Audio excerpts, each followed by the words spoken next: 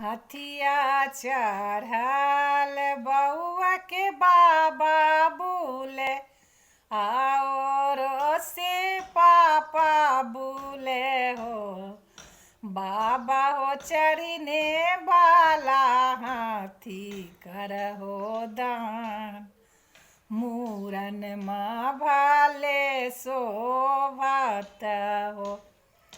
चाचा हो चढ़ने वाला हाथी करहो दान मूरन माँ भाले शोभत चढ़ने वाला हाथिया बउआ के बाबा बंसा और से चाचा बंसा रे बउआ रे दादी बलती जौरिया करहो दान मूरन माँ भाले शोभत बउआ रे चाची बलती जौरिया करहो दान मूरन माँ भाले शोभत घोरबा चढ़ल बउआ के नाना बोले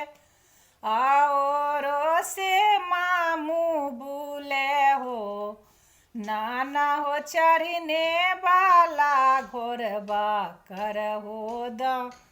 ना मूरन माँ भाले शोभत